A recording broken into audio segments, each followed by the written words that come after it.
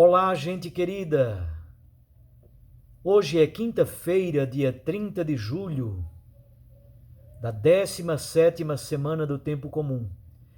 E é uma alegria, mais uma vez, tê-la comigo aqui no canal, em torno da Santa Palavra de Deus, meditando a Palavra de Deus a cada dia, porque a Palavra aquece o coração da gente, ilumina, dá olhos novos para compreender a vida, compreender o mundo, compreender a sociedade. A Palavra de Deus nos lança para a atividade missionária, nos ajuda a viver melhor em família, nos ajuda de fato a sermos igreja, uma pequena comunidade missionária, como pede a orientação das diretrizes da CNBB. A igreja, além de ser igreja doméstica, a igreja que se reúne na casa, é uma pequena comunidade eclesial missionária. Vamos então meditar a Santa Palavra de Deus de hoje, que é de Mateus capítulo 13, versículos 47 a 53. A última parábola que Jesus conta no discurso em parábolas do capítulo 13. Naquele tempo disse Jesus à multidão: O reino dos céus é ainda como uma rede lançada ao mar, e que apanha todo tipo de peixe. Quando está cheia, os pescadores puxam a rede para a praia, sentam-se e recolhem os peixes bons em cestos e jogam fora os que não prestam. Assim acontecerá no fim dos tempos. Os anjos virão para separar os homens maus dos que são justos e lançarão os maus na fornalha de fogo. E aí haverá choro e ranger de dentes. Compreendestes tudo isso? Eles responderam: Sim. Então Jesus acrescentou: Assim, pois, todo mestre da lei, que se torna discípulo do reino dos céus, é como um pai de família que tira do seu tesouro coisas novas e velhas. Quando Jesus terminou de contar estas parábolas, partiu dali. Palavra da salvação. Glória a vós, Senhor. Minhas irmãs, meus irmãos, esta parábola da rede de pesca, e recordem que Jesus começou este discurso em parábolas estando sentado numa barca no mar da Galileia. Todo o discurso em parábolas começa ali, naquele ambiente do mar. É um ambiente muito conhecido. Jesus, depois que saiu de Nazaré, veio morar em Cafarnaum, uma cidade que está à beira do mar da Galileia. Os discípulos de Jesus, Pedro e André, Tiago e João, ao menos estes quatro, eram pescadores no mar da Galileia. Portanto, a rede de pesca, a pescaria, era algo muito corriqueiro, muito cotidiano na vida de muitos discípulos que viviam ali em Cafarnaum. O texto, então, tem três partes muito simples e fáceis de serem identificadas. Os versículos 47 e 48 é a parábola propriamente dita. Os versículos 49 e 50 é a interpretação alegórica da parábola. E os versículos 51 a 53, essa parte é a conclusão de todo o discurso em parábolas. Portanto, 47 e 48, esta parte é onde está propriamente dita a parábola contada por Jesus. 49 e 50, esta parte é a interpretação alegórica. Algo já pode ter sido feito pelo próprio Jesus, mas é sobretudo um trabalho feito por Mateus, pelas comunidades mateanas, esta interpretação alegórica da parábola. E finalmente Jesus conclui todo o discurso em parábolas nos versículos 51 a 53. Esta parte é a conclusão final do capítulo 13 inteiro. Olhemos então agora mais de perto a parábola. Ora, para entender essa parábola, vocês precisam compreender as outras 6 anteriores, especialmente a parábola do joio e do trigo.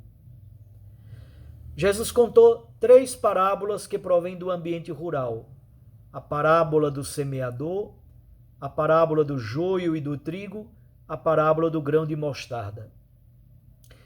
Depois Jesus contou 2 parábolas do ambiente do comércio: a parábola do tesouro escondido no campo e a parábola da pérola preciosa. Jesus contou uma parábola do ambiente do trabalho doméstico, a parábola do fermento. E agora conta uma parábola do ambiente da pescaria do Mar da Galileia. Ora, a parábola do semeador quer exatamente nos ajudar a compreender a necessidade de espalhar a semente e, ao mesmo tempo, os tipos de terreno que acolhem essa semente. A parábola do joio e do trigo nos ajuda a compreender que há não somente terrenos bons e terrenos maus, mas há também sementes boas e sementes más. O joio foi semeado pelo inimigo em meio ao trigo. Portanto, é preciso se observar também a qualidade da semente e quem a semeia. O joio foi semeado pelo diabo, isto é, pelos opositores do reino de Deus. A parábola do grão de mostarda nos fala da pequenez do reino e, ao mesmo tempo, da grandeza que se expande. O reino se expande a ponto de acolher a todos em seus ramos, em seus galhos. Isto é, o reino de Deus é pequenino, mas se torna algo grandioso a ponto de acolher a todos. A parábola da pérola preciosa e do tesouro escondido no campo nos falam da alegria do encontro desse tesouro, mas ao mesmo tempo da necessidade de nos decidirmos por Cristo. É preciso decidir-nos por Jesus, para que a pérola preciosíssima seja de fato o centro da nossa existência. Por isso, o homem deve vender tudo, deixar tudo, renunciar a tudo, desvencilhar-se de tudo, por causa do tesouro, por causa da pérola. Como vocês percebem, ao longo do discurso inteiro de parábolas, Jesus trabalhou com essa tensão entre revelar e ocultar. Ao mesmo tempo que Jesus conta parábolas tirando de coisas cotidianas da vida, e os simples logo compreendem, logo acolhem, pessoas que têm uma liberdade interior muito grande logo se dispõem a acolher o ensinamento do reino. Outras pessoas, mesmo tendo muita capacidade intelectual, estão fechadas, estão endurecidas, estão empedernidas, não conseguem abrir o coração para Deus, não conseguem abrir o coração para a sua santa palavra, estão endurecidas. Por isso, a parábola, ao invés de revelar, ela oculta. A parábola não é só uma história contada, tirada da vida cotidiana, portanto, com um caráter sapiencial, um ensinamento de sabedoria. Não. A parábola é também uma arma de enfrentamento, porque ela oculta para aqueles que estão com o coração endurecido e fechado. E aí a conclusão de todo o discurso de parábolas é esta, a parábola da pescaria, para dizer, há pessoas que abriram o coração com uma disponibilidade, uma generosidade imensa, acolheram a palavra, acolheram as parábolas do reino, e há outras pessoas que infelizmente se fecharam, outras pessoas que infelizmente se endureceram para Jesus e para o seu ensinamento. É por isso que esta parábola da pesca, juntamente com a parábola do joio e do trigo, foi interpretada pela igreja com um caráter escatológico. A palavra escatologia, uma palavra bonita da teologia, diz respeito ao juízo final, ao julgamento final de Deus sobre a história e sobre as nossas vidas, sobre as nossas decisões. E há um destino último, e esse destino último depende da nossa abertura, das nossas ações e das estruturas humanas e sociais que nós criamos, boas ou más, abertas a Deus ou contrárias ao reino de Deus, fiéis ou não às exigências de Deus e do seu evangelho. Para nós, cristãos, o céu é certeza. Nós antecipamos o céu, nós antecipamos essa realidade última de felicidade. Mas aquilo que nós chamamos de inferno, que é a solidão absoluta. O inferno é o fechamento absoluto ao amor de Deus. É não querermos acolher Deus em nossas vidas, não querermos acolher o seu evangelho em nossas vidas. O inferno, portanto, é esta experiência de infelicidade plena. São os peixes maus que se fecharam de modo pleno ao amor de Deus, à palavra de Deus. Na sua liberdade, optaram pela escravidão. Que coisa triste, meus irmãos. Deus nos deu a inteligência, Deus nos deu a capacidade de discernimento, a capacidade de consentir, de escolher. Mas na nossa plena liberdade, nós podemos até escolher a escravidão. Esse é o grande paradoxo da fé cristã. A rede pesca todo tipo de peixe. Depois os pescadores se sentam e começam a separar os peixes bons daqueles que não prestam. Recolhem os peixes bons nos cestos e jogam fora os que não prestam. Isto é, as nossas ações, as nossas opções, as nossas decisões, boas ou más, têm uma dimensão de eternidade. Tem uma dimensão que nos vincula a esse julgamento final e eterno de Deus. É por isso que a interpretação alegórica feita por Mateus, feita pelas comunidades mateanas, essa interpretação está nos versículos 49 e 50, nos ajudam a compreender que existe a parousia, isto é, existe essa visita plena e definitiva de Deus em nossa história, na nossa história pessoal e na história da humanidade.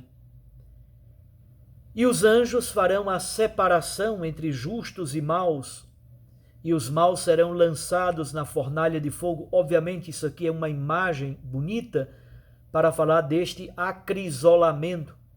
A palavra acrisolamento significa purificação, separação. Crises significa julgamento que implica numa separação. E aí há a possibilidade remota, mas existe essa possibilidade, para aqueles que se fecharam hermeticamente e se fecharam completamente ao amor de Deus e ao seu evangelho, há a possibilidade da ruína definitiva. Isto é, choro e ranger de dentes.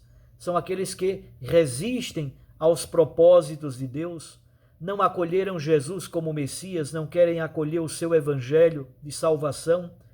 Uma vida desregrada, longe da palavra de Deus, longe dos valores do reino. E aí se estabelece um império do mal, um reino do maligno, contrário ao reinado de Deus, ao reino dos céus. Jesus então conclui o discurso em parábolas dizendo: é preciso compreender. Compreendestes isto que eu acabei de dizer? Jesus diz: quem tem ouvidos para ouvir, ouça. Isto é, ele pede de nós uma decisão por ele, pelo seu reino e pelo evangelho. Ouvidos aqui nós temos, ou quase todos usamos, porque há algumas pessoas, poucas, que não têm a capacidade de escutar, a escuta fisiológica. Então todos praticamente temos ouvidos, mas nem todos queremos escutar o apelo de Deus, a palavra de Deus, o chamado à conversão. Compreender a palavra de Deus não é simplesmente compreender com a razão, com a mente.